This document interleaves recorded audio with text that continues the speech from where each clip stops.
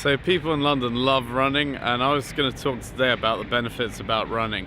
So there are drawbacks to running. You can get shin splints, runner knee, really bad posture, and I've addressed this in other videos, but what I would say is if you are into running, do a good weight training program that addresses things like good back squats, that addresses shin splint, addresses lack of hip mobility, it addresses the posture, and I would also do something like bent over rows. Obviously this is something to do with a professional or to do with correct technique, and that's another movement that helps with posture.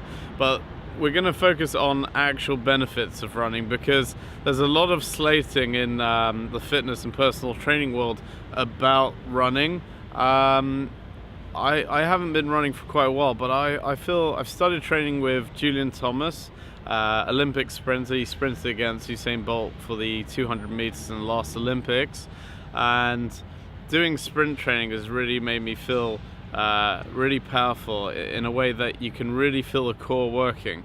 And I've started doing the odd run as well, but there's like a real feel-good factor of it. And I remember as a kid I used to be into running, and what it does for me personally, it feels spiritual. I'm out in nature, I'm out there, I'm with my heart, I'm sweating, I've got this extra energy. There's some real feel-good factor to doing it.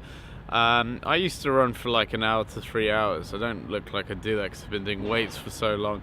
But what I would say is I've started doing 20-minute runs, like, 15-20 minute runs, because I don't really want to do the longer run. I don't want to get into endurance. If that's what you want to do, that's fantastic, because that's what you're into. But personally, for my goals, I want the cardiovascular fitness, the explosivity and the athleticism that you can get from running. So me personally, I like to do like 3 20-minute runs a week. And the benefits are blood flow, a good feeling of cardiovascular fitness, explosivity if you're going at fast intervals, a good sweat, so detoxification. And to be honest, with London and the sun being out, and that's quite rare, there's just this feel-good factor of being out in nature. So I think when you combine it with weight training, it's just going to give you a bit of mobility as well, because weight training is very frontal. So unless you're doing martial arts or running or dance, I feel that you're a bit too blocky. The spine likes a bit of rotation, a bit of twisting.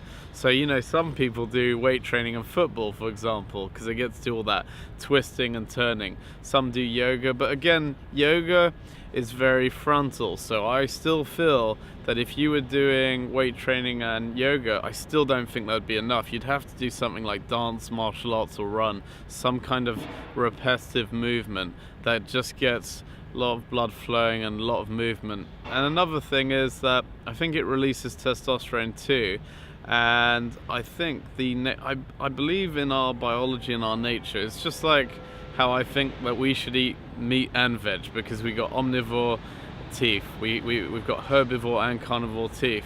And the same thing is, if you look at the animal world and ourselves, we are designed to run either to fight or flight, which is a cortisol reaction, adrenaline reaction. So hormonally speaking, it's really good for you. So I just think, get those endorphins and dopamine, get yourself working, get yourself fit and out there running, whether it's an event, a short distance, or just feel good factor, and combine that with a good weight training program.